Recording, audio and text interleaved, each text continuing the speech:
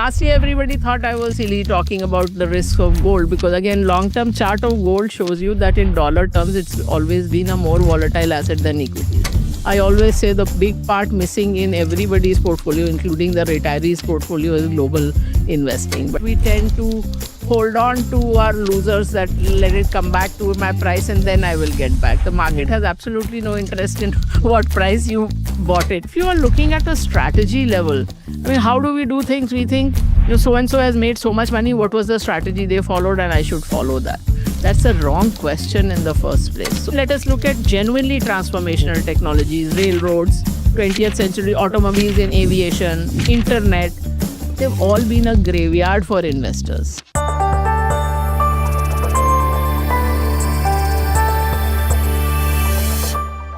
Welcome to Bazaar and Beyond. Today we have with us Devina Mehra, founder, chairperson, and managing director at First Global. She has spent more than 3 decades in capital markets with deep experience across research, investment strategy, and fund management. She's also the author of Money, Myths, and Mantras, a book that challenges many commonly accepted beliefs around investing, asset allocation, diversification, and long-term wealth creation. Thank you, Devina ma'am, for joining us on Bazaar and Beyond and giving us your time. I wanted to start off with one of the tidbits that I found during the research that you've mentioned before, that nowadays we should move away from the theory that as we approach retirement, our equity allocations should also go down. At some place, you have also mentioned that maybe you'll have to rethink this in terms of how much you reduce the equity allocation for. That has to do with lifespan and also how equity also performs over a period of time. Could you just shed a little light on that, because it's contrary to conventional wisdom? Okay. So, first of all, I think the two pieces of financial advice often given by experts or professionals, which are completely off on asset allocation. One, be 100% in equity when you are young, and be 0% in equity when you are retiring. Mhm. Both of these are not correct, because never be 100% in equity, first of all. Okay. Because typically, sometimes people send me messages saying I'm 25 and in a good job, so should I be 100% in equity? So never be 100% in equity, because equity is not predictable. So never have anything in equity that you may need within the next 6, 7, 8 years. Okay. So even if you're in a good job, you might lose your job, or you might want to study more, or you want to put in down payment on a house, or there might be a medical emergency. So certain portion should always be outside in more predictable assets. But now, I mean, people think retirement is kind of somewhere close to the end of your life. But if you look at the data, the average Indian at age 60 has a life expectancy of about 19, 20 years. And that's the average Indian. The Correct. people watching this podcast, it is a lot higher. Okay. So basically, your retired life can be 30, 35 years, as long as your career. That's the part which very few people consciously think of, which also means that your money has to last for 30, 35 years. And if you put it all in 100% safe assets, you're not even going to beat inflation probably on a post-tax basis. So therefore, a reasonable proportion of your retirement corpus should be in equity. The caveat to that again is it should not be money you planning to withdraw within the next 5, 7 years. Because what happens is, in equity, the order of returns matter. So if we know equity goes up one year, goes down another year, if the down years come early, if suppose you put 100% in equity and the down year comes early, and next year your 100 has gone down to 80 or 85, you still need to take out your 5. Now that goes completely out of your capital, and therefore your money, which was supposed to last 30 years, might run out in 20 years. So that's what you don't want. So it should, but still a reasonable portion should be in equity, because over the long term, equity does give you higher compounding. And of course, I always say the big part missing in everybody's portfolio, including the retirees' portfolio, is global investing. But I suppose we'll come to that later. Actually, that's my next question. When I was reading your book, you spoke in there about how the Asian crisis, the Asian tigers, that when those economies went down and stock markets went down, that kind of convinced you the fact that you have to offer, any person in your business has to offer global equity to their clients. And right now we are in the same discussion. Like if you see Twitter, if you see all social media videos, a lot of people are talking that, and you have built your business on the basis of providing global expertise to your clients. Just want to understand how a lay investor should approach this kind of a predicament, because we have certain limitations in terms of how much we can invest as RBI rules, whether it is MF, whether it is direct equity. Direct equity, you can go into LRS, and RBI rules specify how much of MF can invest. It's a $7.5 billion industry level cap. How does a lay investor think about this? Because you have been working so extensively you have also built expertise in investing in a lot of global stocks. I mean, in your book, you have written extensively about how you have built the expertise in research also. So how does an investor get there in terms of that exposure that you're talking about? Okay, first of all, I mean, I'll tell you the why you should be global. And suddenly everybody has discovered it simply because India didn't do well in the last year and a half. I'm sure if India does a lot better in the next 1 year, which is my base case, you might not see so much of global. But I have been talking about global all along. And one piece of data which I always give is that when I started working, the dollar was 12 rupees. So in the course of less than a career, you've seen a 90% depreciation. So when you're planning for financial goals, which are 10, 20, 30 years ago, later, you cannot forget that the rupee depreciates. So that's the basic thing. Then, of course, you mentioned the Asian crisis. Yes, I mean, this is the book. So let me just show your viewers that this is the book, Money, Myths and Mantras. And so that was just one major thing, because all those markets in dollar terms, the markets fell and the currencies fell. So in dollar terms, all those markets fell between 50 and 90%. And it was kind of a wake-up call for me. So, and Indonesia fell 90%. In my Citibank days, I had spent a few months in Indonesia setting up Citicorp Securities subsidiary. So I could really imagine that if I was Indonesian today, 90% of the net worth would be gone. So that, besides the fact that I wanted to learn more and I was bored of doing the same old Indian stocks. So, but this was the other thing, that don't put all your eggs in one basket, because this is what can happen in a crisis. And remember, those were not basket case economies. Those were the highest growing economies of the 90s. So that's that. So that was the wake up call that, you can't have all your eggs in one basket. And nobody had ever dreamt of going global at that stage. RBI did not have a category for any financial company setting up a subsidiary other than a bank. Okay. And we were not just the first Indian, we were the first Asian members of the London Stock Exchange. So First Global was the first Asian member of the London Stock Exchange other than the Japanese. And that was 99. The US broker dealer took another year and a half. So so we've been following global stocks since then. And it scares me, the kind of people I see talking today about global investing, because actually they don't have a clue. And global companies are more complex. Understanding them is not easy. So the list of companies itself changes. So if I go to the early 2000s, when we had started covering US stocks, the tech majors meant, of course, some of them have made a recent comeback, but tech major meant IBM, Dell, Motorola, Cisco. Cisco, people forget, at one point was the highest market cap company in the whole world. It was and then it fell 86%. So in the current AI boom, you have to remember that this has been the history.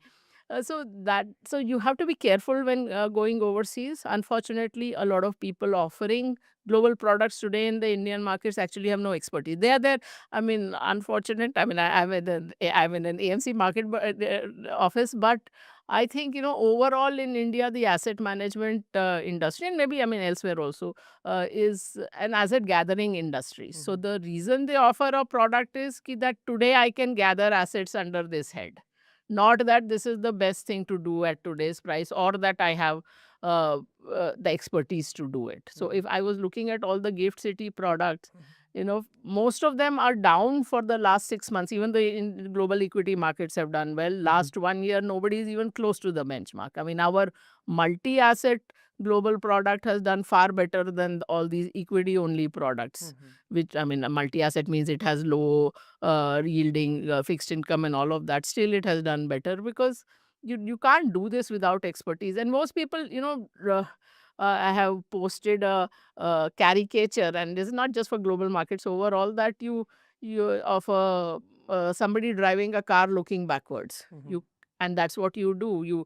So what happened? You set up you think it's easy. Ki global product I have set up. You know the names of 10 US stocks. You know the name of 4 Asian stocks. You invest in that, and that is what causes this lag, because the story of those 7, 8, what used to be or still are called the Magnificent Seven tech stocks in the US, they drove the S&P almost entirely in 2023 and 24. So more than 50% of the S&P move was just these 2 stocks. Okay. But you were not looking that in 2025 already that bull started to tire. 5 of those stocks underperformed the S&P. Only Google and Nvidia did well. And this year they have completely lagged.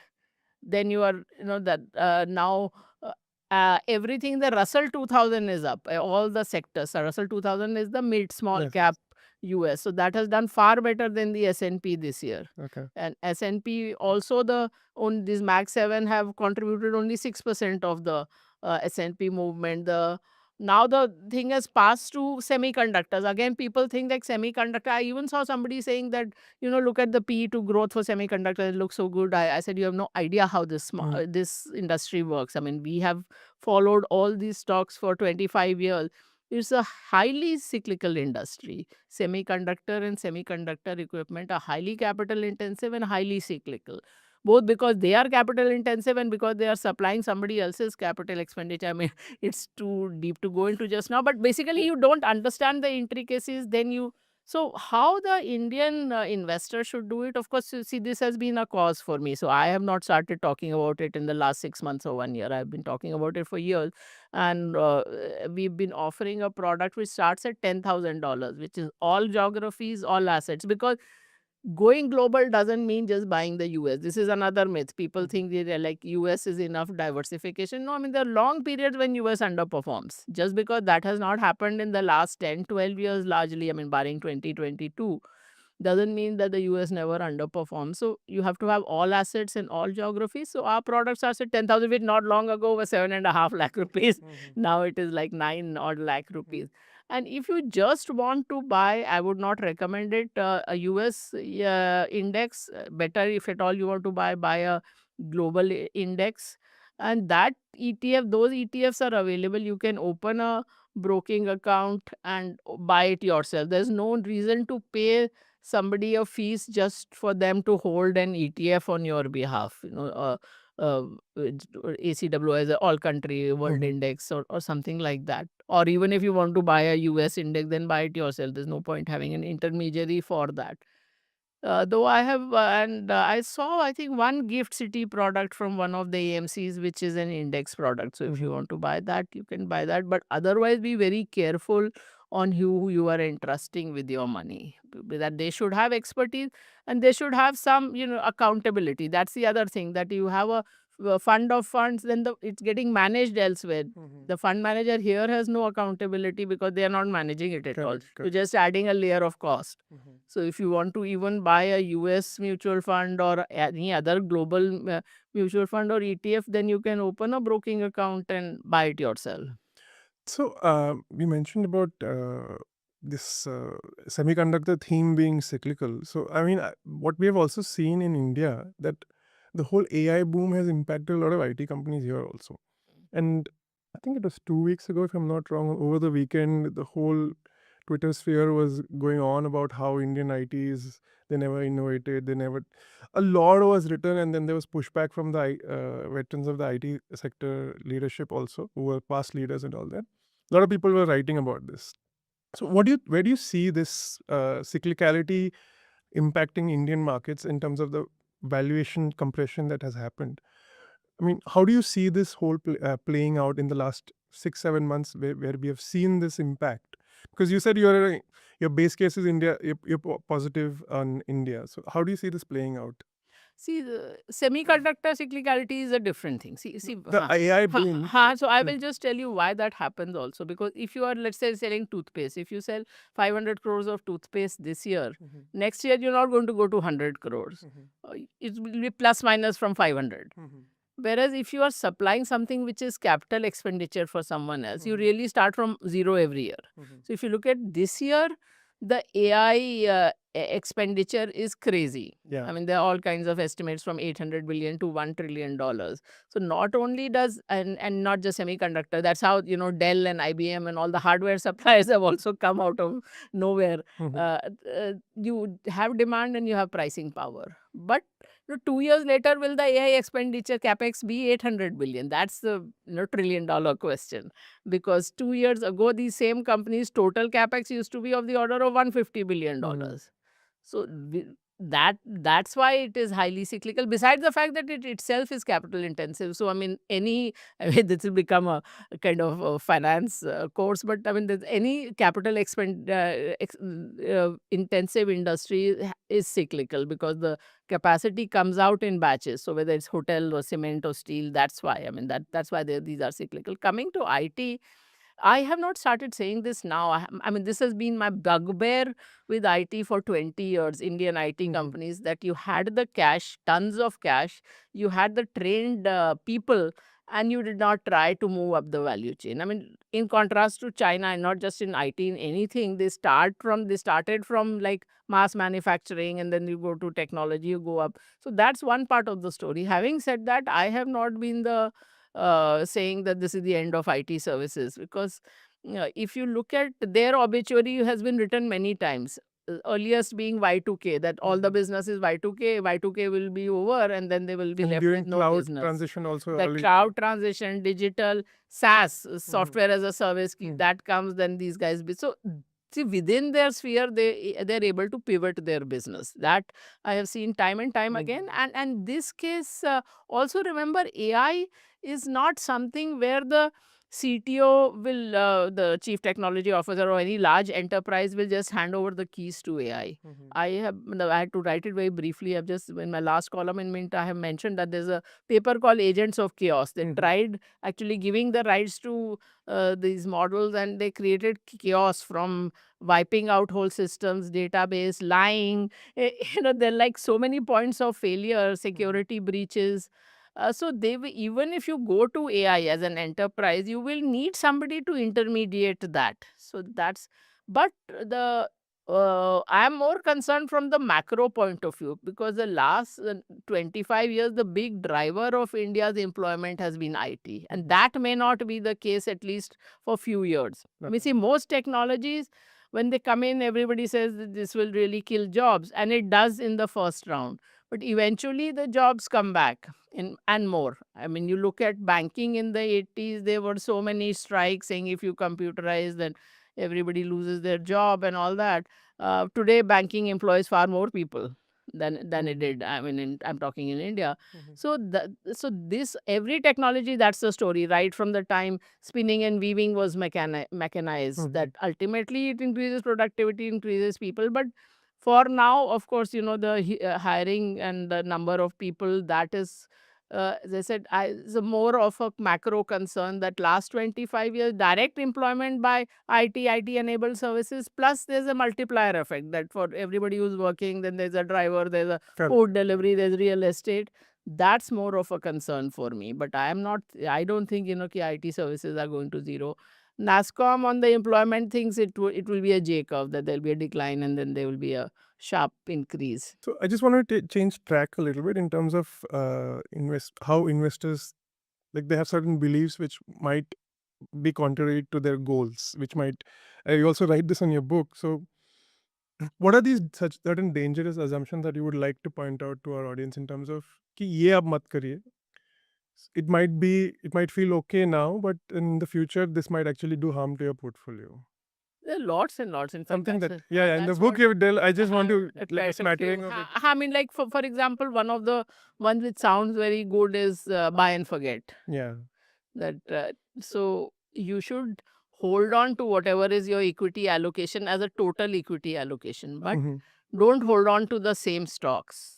I mean, just to give you an example, the original Sensex list had a lot of paper, textile, shipping, companies like Premier Automobiles, Hindustan Motors, which used to make the old Fiat and Ambassador cars, and all kind. And in terms of groups, it was Mafatlals and Thappers and Scindias and all that. And so, I mean, many of those companies have gone nowhere. So, I mean, you hear all these stories, ki, oh, somebody's grandparents bought Hindustan Lever and this is worth so much, or somebody's parent bought HDFC Bank. But you forget all the failures. So this is technically called survivorship bias, that you remember the successes, you forget the failures. People say, oh, so much money has been made in HDFC Bank and Kotak Mahindra Bank, but you forget that at that time there were a lot of other banks who got licenses and which went bust. Global Trust Bank, Times Bank, Yes Bank went through such a big problem, and many others, Centurion Bank, many public sector banks.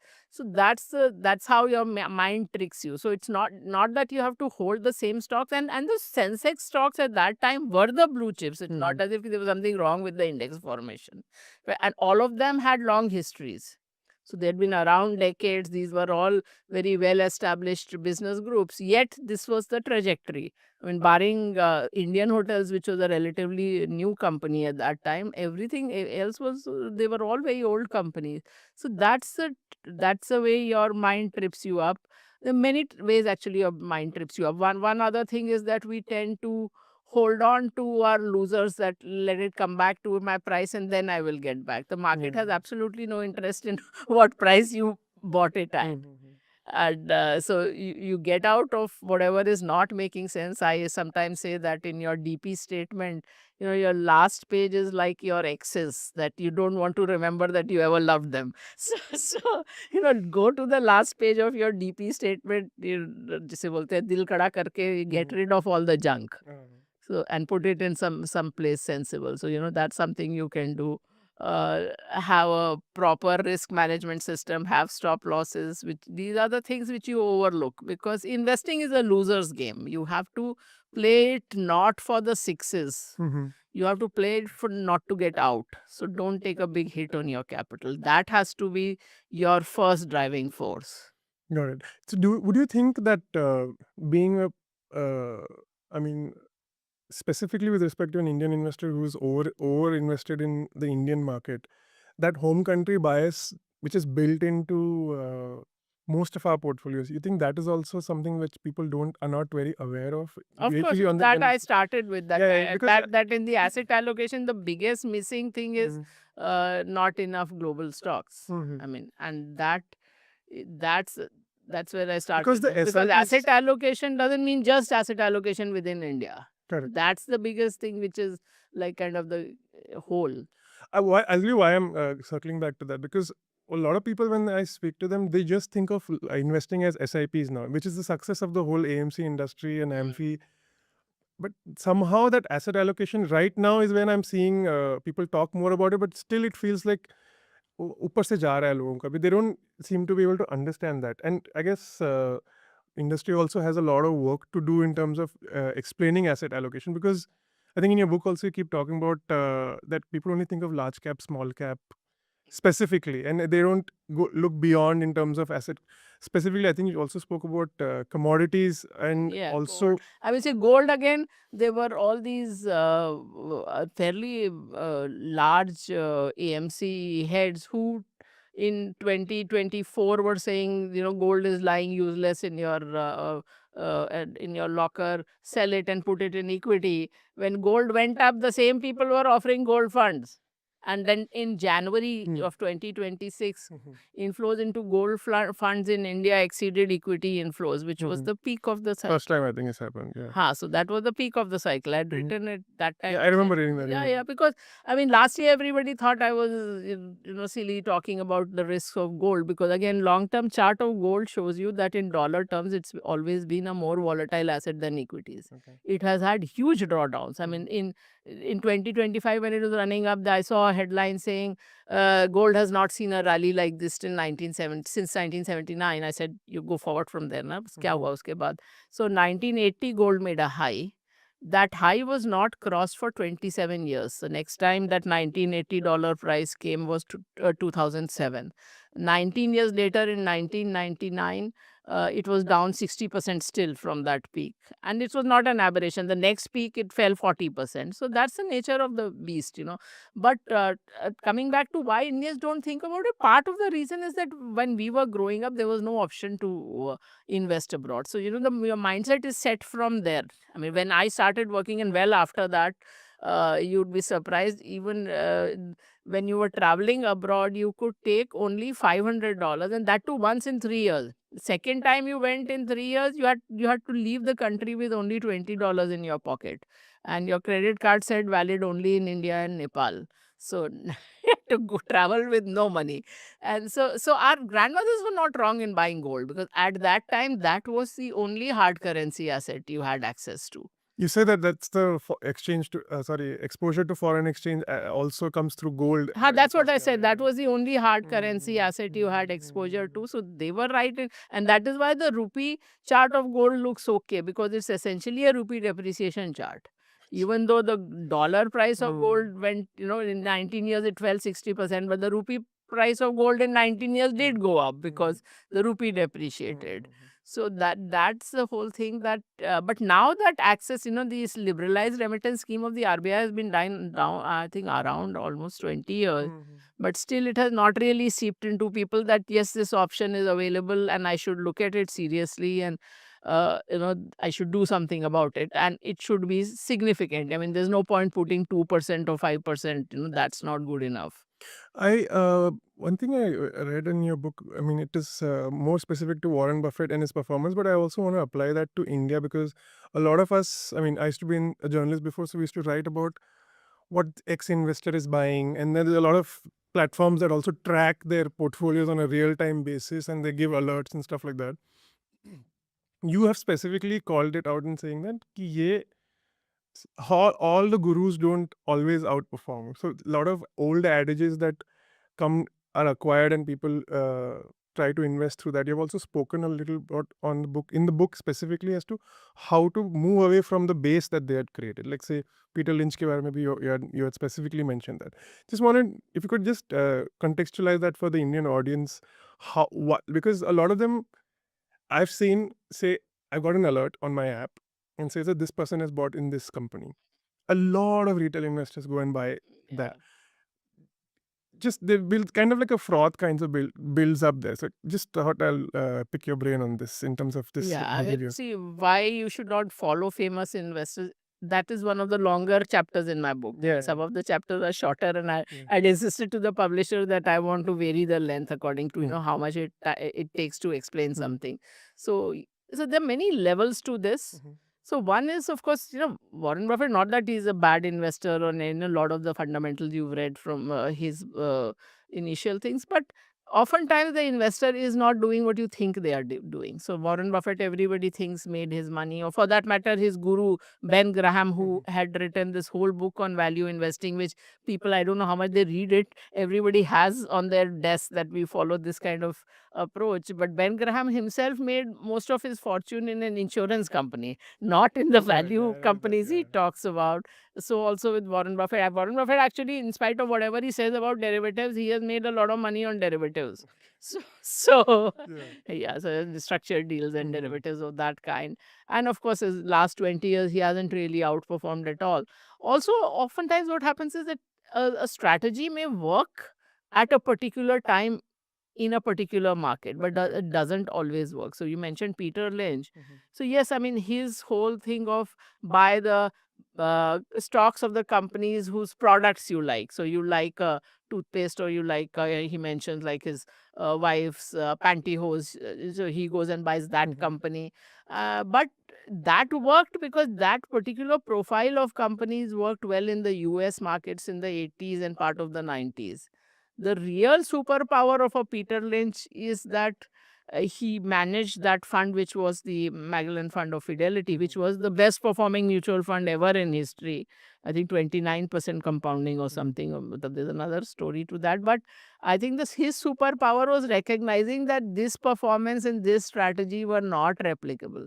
So he retired in just 14 years. He retired in his mid 40s. Who retires in their mid 40s? But he realized, this was Okay, Abhi. this was an aberration. I will not be able to replicate. So that was enough to recognize that. I mean, that is the big thing I give him credit for. And when you're talking, all these alerts, first of all, it may be entirely false. The other thing is you don't know the entire thing with that the investor is doing. Where this one transaction fits in his overall thing. What is there? What are the hedges they have put in? Correct. Yeah. All those things you don't know. So that's a fool's errand. But even if you are looking at a strategy level, I mean, how do we do things? We think, so and so has made so much money. What was the strategy they followed, and I should follow that? That's a wrong question in the first place. So, for example, a very high risk strategy where every year 90% of the people go bankrupt, but the 10 people who are left will, let us say, make the money 10 times. You play this game 5 times, 99% people have gone bankrupt, but one person has made out like a bandit. Now you said this person started with 1 crore and now they have 50,000 crores, so this is the strategy to follow. But no, 99% probability that you will go bankrupt. Yeah. So people used to ask Rakesh Jhunjhunwala also, you made your first money in trading. Why do you tell people not to trade? He said, I smoke, but I tell my children not to smoke. That's because that's not a sensible thing to do. Interesting. Nice. So, ma'am, I in this book, I love this point. You spoke a lot about circle of competence in terms of whether it's fund managers, whether it's anyone, like even advisors. We were talking about that also before we started recording. Yeah. In terms of whether advisors, if someone is going through a advisor-led investing experience, how do they evaluate circle of whether their advisor is competent? Like you also touched upon that briefly. So could you just expand on that concept that you Yeah, explained? actually, what I've written about in the book is something different. When Yeah. the context for circle of Yeah, competence, that's one of the myths. So like people say that invest only in your circle of competence, which is okay if you are, if you are a retail investor doing a little bit of individual stocks here and there along with your mutual fund. But what does circle of competence mean? It is a euphemism for comfort zone. So, as a professional fund manager, you cannot say, I invest in my circle of competence. If you only understand banks and FMCG, consumer goods, what are you going to do? Because themes always change in markets. That what are you going to do when something else, let us say metals and defense or something else starts doing well, industrial start doing well, because you're saying that I don't understand that. So that was the context in the book on circle of competence. What the question you are asking is that how do we evaluate the financial advisors? So again, you have to look at what their track record has been, what have they been saying. And the problem is that I mean, there is frankly a lot of mis-selling in financial services at all levels. The retiree goes to the bank and the bank RM will try to sell them an insurance product which is totally unsuitable for them.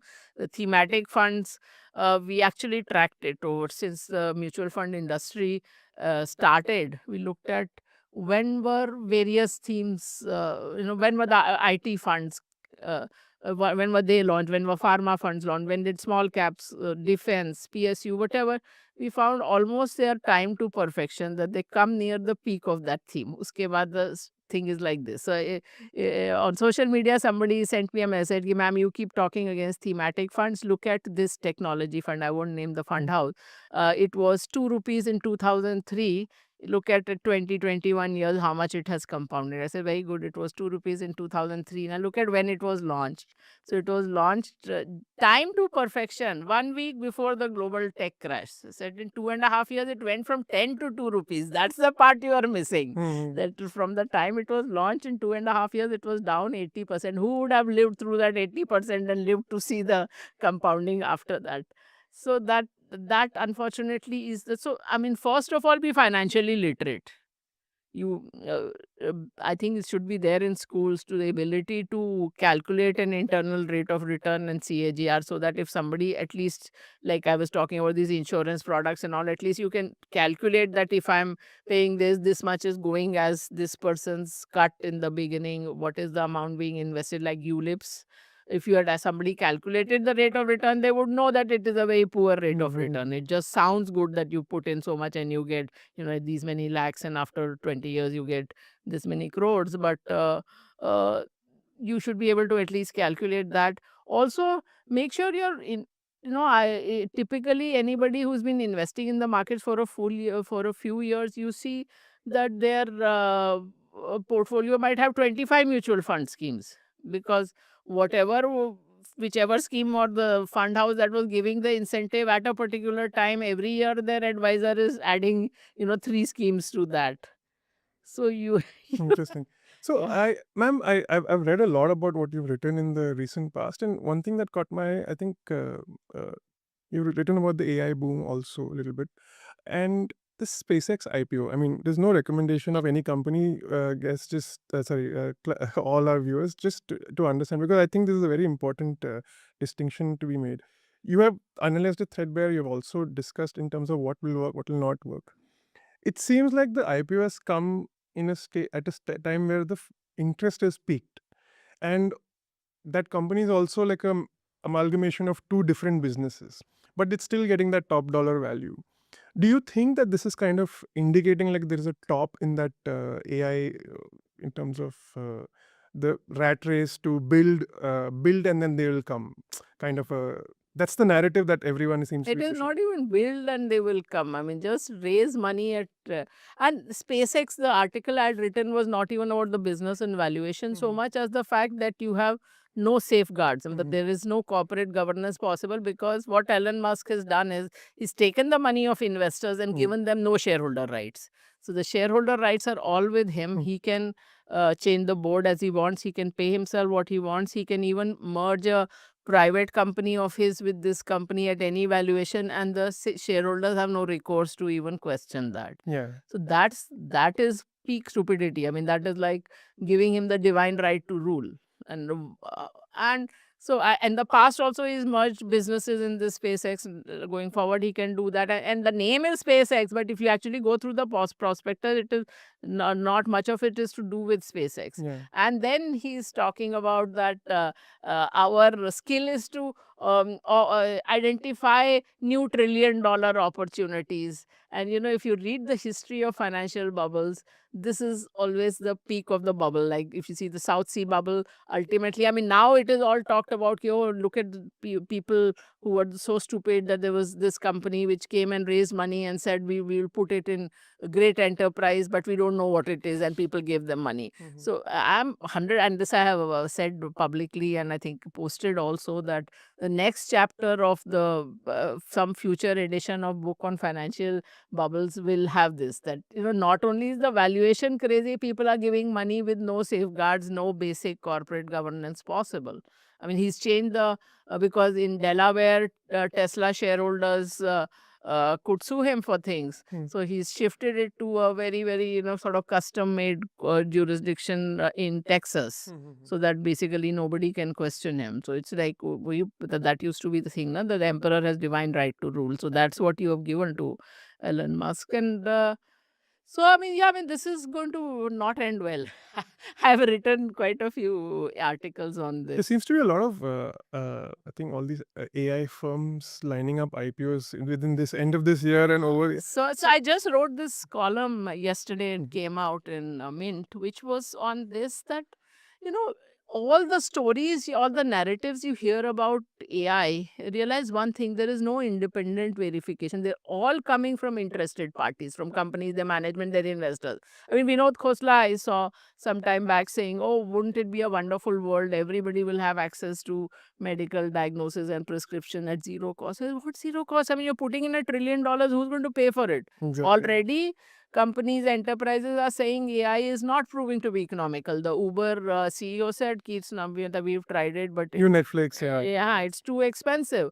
And so people are looking for open source. They're looking for Chinese thing. And then there are many risks. I mean, your data and your everything goes out, and these AI firms have no scruples. I mean, they recently found that Anthropic had signed a agreement saying they would retain no data, and they found 30 days the data was there.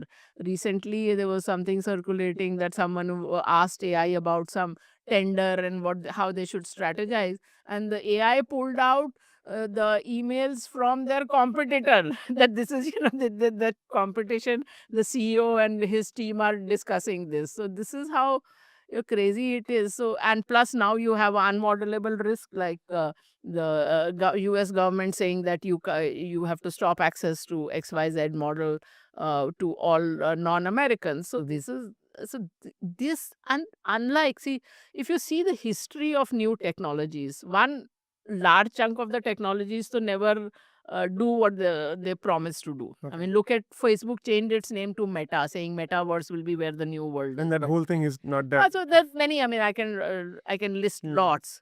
3D television, self-driving cars have been theoretically around for 20 years. So it takes time. Even what succeeds takes time. But even let us look at genuinely transformational technologies, railroads, 20th century automobiles and aviation, internet. They've all been a graveyard for investors because there's always overvaluation, there's overinvestment, and not only that, the difference in AI is railroad fine. I mean, that company, whatever XYZ company went bust who had built the railroad, but the railroad is still there. So somebody buys it for 20 cents to the dollar and makes it work. But the AI assets are very high obsolescence assets. So if it doesn't work, it has to be junk. There will be nothing, no value left there.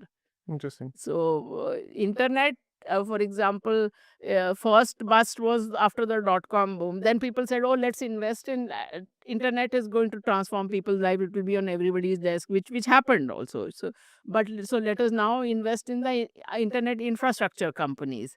Now, internet, again, those undersea cables have been around a long time, and the undersea cables on which the internet comes, a large part of that was laid by this company called Global Crossing, which went bust more than 20 years ago. The cables are still in use. But in AI, even the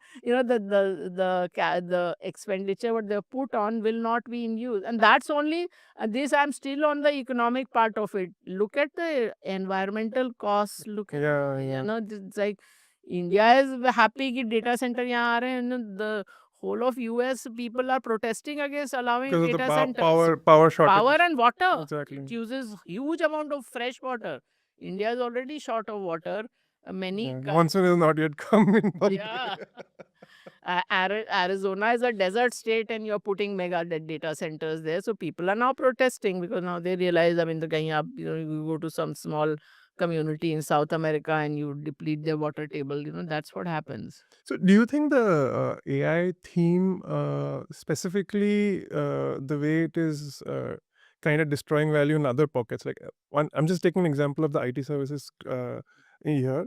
Do you think that what will stop it is less capital being available for all these companies raising billions and hundreds of $1 billion, or you think that just the inherent complexity in scaling that business will kind of put a stop to that accelerated growth that they're projecting?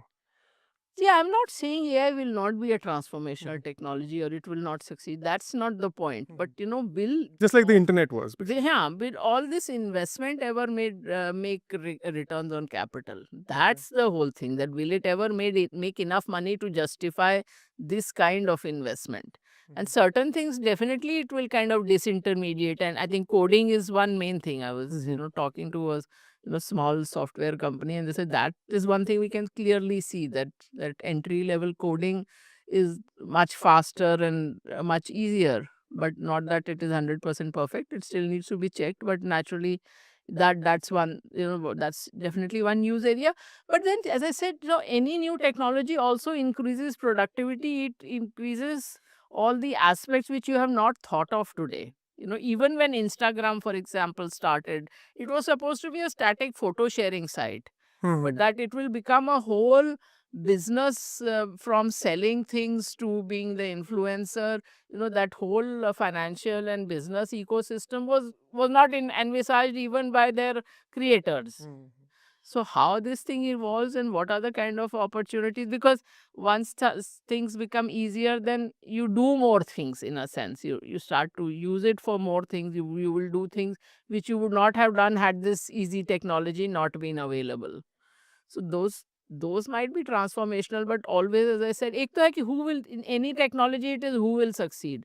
in AI, even in this short period, if you see, it was earlier Chat GPT, then it is Gemini, then it is Claude, then it is this. Every day it changes. So, but I remember what during that, just before that mortgage crisis in the US, which created what was the great financial crisis, GFC of 2008-9. Chuck Prince, who was then the CEO of Citigroup, said that the, they're essentially saying risks are building up. But till the music plays, you have to get up and dance, because as a CEO, if there is growth, even though you know it's high risk growth, if you don't show that growth for 3-4 quarters, you are out of a job. So you have to keep playing that game till, and in tech today it is that we can't afford to miss out on this bus. So I have to invest just to remain in the game. But doesn't mean everybody's capital expenditure will ever make returns. As we the last few questions, I just thought I'll take a little 30,000 feet perspective in terms of fiscal policy and how monetary policies are evolving now. Because from after you mentioned GFC, the regime globally was easy money, and then during the pandemic again it became easy money, and now that we are out of it, it seems like this constrained fiscal and monetary impulse of authorities will continue in a way, even though in that it will have impact on certain industries, like uh, the the way a lot of investors used to come and buy up a lot of Indian stocks from abroad. Like that's one of the reasons why the FPI money flow has also gone down. How do you think the world economy is poised right now in terms of because the appetite for debt fueled growth is also reduced considerably after the COVID pandemic. So it seems like a lot of capital allocation is happening only to certain sectors now, because that's where the demand is, like we had discussed in a little while ago. Just want to understand like where we are in terms of monetary authorities having the capability and the willingness to rescue us from another crisis, because it seems like a lot of themes seem to be overbought right now, as you had alluded, and there's not a lot of fiscal space also to build. Like I've just given an example, like India wants to build semiconductor plants here. We want to build all the manufacturing plants here. There is no fiscal space to be able to continue to support that. PLI was a success, and somehow we have been able to achieve a modicum of success in terms of value addition locally. Purely from an Indian economy standpoint, where do you see how was PLI a success? Let's hear it. Because I read an article. I read an article today. I'll tell you. If you look at manufacturing as a percentage of GDP, we were at about 17.5% from, let's say, about 2000. Just after the GFC Right. onwards, for the next 6-7 years, till we were at about 17.5% for 6 years in a row. Now we are at, depending on the year, 12.5 to 13.5%, which actually is the lowest ever since records began in the 1960s. So I think oftentimes I have, when you are spending money on a policy intervention, you have to see what are you targeting and are you getting that target. So either you have, if you are giving a subsidy to a manufacturing industry, what are you doing it for? Either for employment or for going up the technology chain. Or what is, for example, whatever, 7-8 years ago, you cut corporate tax. What did you try to achieve through that? Because if you look at the high corporate taxpayers, there are 2 or 3 categories. There are banks, there are large consumer companies, and there are PSUs. In none of those cases would the tax cut help expenditure or investment in India, which presumably was the target, that if you cut taxes, more money will be spent. But you look at, there's no, if you wanted to give incentive for investment, you could have given an incentive for investment, which has happened in the past. Yeah. We We moved away from that investment led incentive scheme to more like production led. I mean, I think it's had something to do with the WTO uh, commitments that we have made with that will not give income based subsidies. I mean, so we have moved to, and somehow this production linked incentive scheme was somehow weaved into that system. So See, production-linked incentive scheme, what happened was that you've given very large subsidies to discrete companies, Okay. which you have to then, if you're giving land to someone at 1 rupee a acre or whatever that 1 rupee a square foot even, what is it that you hope to achieve with that? Because these have been very chunky subsidies, many of the subsidies under PLI. Mhm. It's not as if that it is gone to help the, let's say, the garment exporting companies or anything like that. They're very discrete, large companies. More of that. Maybe there's some amount which is to more scattered this thing. So as I said, what is the objective? That I didn't get clarity, and definitely, as I said, manufacturing as a percentage of GDP is not doing well. But what is it that you're trying to achieve? If you want to, for example, drive employment, that mostly MSMEs drive. Mhm. But one of the reasons why all this unemployment going up and this manufacturing going down is that there were those disruptions between our ex-chief statistical officer, Dr. Sen, had given this data that because of demonetization and the GST at that time, the number of MSMEs came down by 10 million, so about a crore. And during that time, actually, it should have gone up by a crore. So basically, there was a 2 crore shortfall in the number of enterprises. Now, employment is driven mostly by these MSMEs. This is the data in India because large corporates don't want to employ people. And this I'm not talking now. Even 20 years ago, I remember, steel plant, auto plant, the company's boast used to be that we have no labor. We have 400 engineers and no blue collar at all. That used to be the boast, and so they don't want to employ more people. So the employing more people is the MSME. So that's why, I mean, depending on what you are trying to target, if you're trying to target employment, then you should be helping this kind of category rather than very discrete thing where maybe they will employ 5,000, 10,000 people, but that's it. So any intervention, you have to think about what is the objective and whether that's getting achieved. So, do you think that right now, the way we are conducting our policy, there is scope for manufacturing to go up in terms of more contribution? Because I remember in 2015 or 16, when Make in India was launched, they wanted it to be 25%. So, I mean, just as a... Yeah, that's what I'm saying, that the 5-6 years up till then, it was actually 17.5%, and it's gone down from there. Yeah. So in the future, do you think that any of these specific interventions that they're making, because I remember reading something about this fund that they've created, 1 lakh crore fund for deep tech investments. The government is underwriting this, they're doing the evaluation of all these startups. So it doesn't seem like we're making we're not breaking new ground in terms of achieving success. I mean, just from your perspective, because you've seen global companies across the world, what is it that we are missing here in terms of, because there seems to be a lot of bellyaching about... See, one fundamental thing you are missing is, which every year people ask me, before budget, what's your ask? And I never have asked for taxes and all that. So it is, you invest in health and education. You look at the latest National Health Survey, and it is terrible that, still so many of your children are malnourished, are stunted, are underweight for that age. So unless you invest in health and education, you do not have even if your focus is only the economy, but unless you have good quality human capital, how are you going to do anything further? So if you look at China, for example, China spent on the human capital even before they industrialized. So by the time they really ramped up the industrialization, they had a literate and healthy population. So we are currently at a stage where you're not able to do that. So I mean, there's no sense saying have 3 kids each if you're not able to provide for the kids you already have. So that's one part of it, because people say that, yes, I mean, there are people where they are unemployable. If you talk to a lot of business owners, they will say that people are, even if they have on paper, they have finished just X amount of education, but actually they don't have any skills. They're not even, kind of teachable or trainable.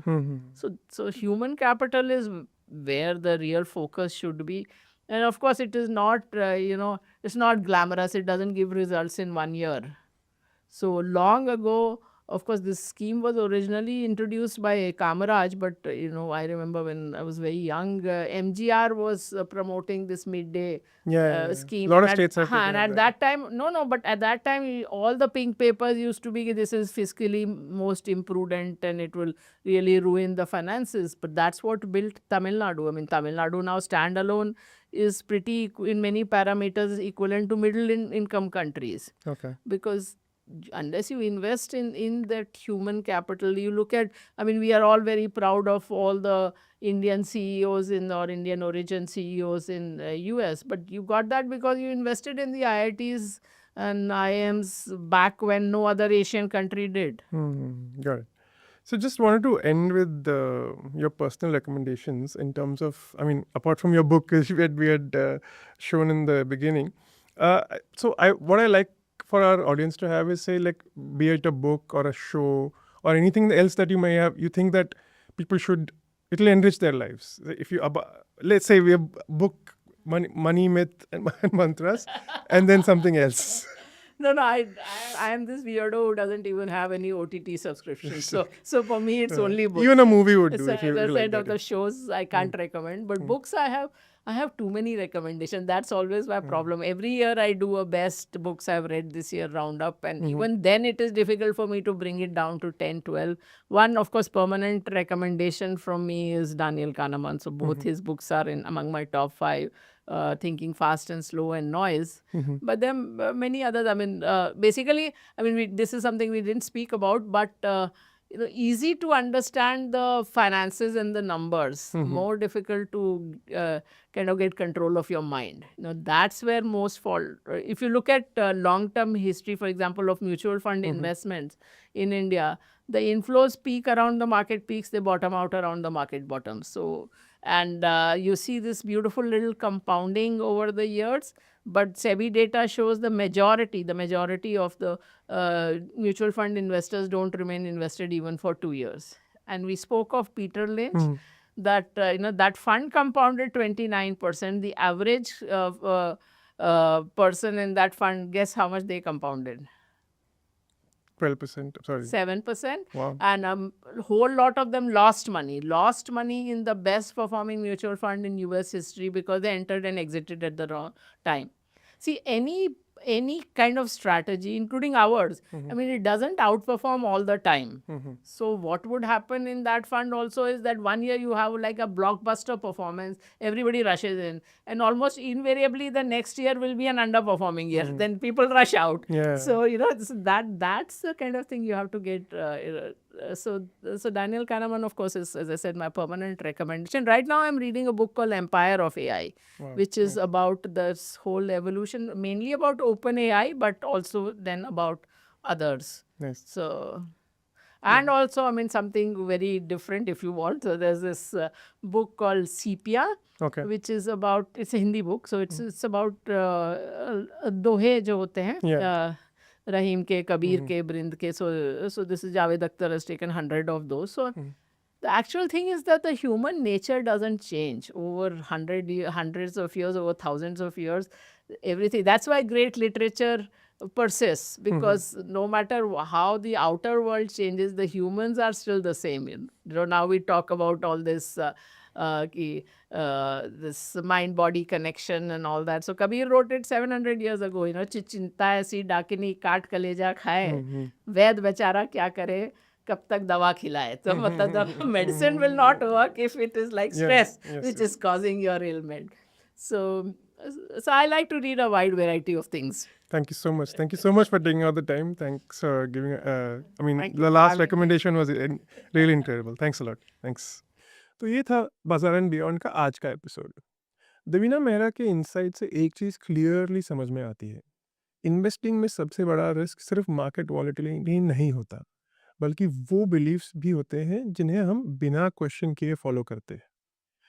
चाहे बात हो retirement planning की, equity allocation की, global diversification की, या market narratives को समझने की. सक्सेसफुल इन्वेस्टिंग का कोर है डेटा, डिसिप्लिन, रिस्क मैनेजमेंट और इंडिपेंडेंट थिंकिंग.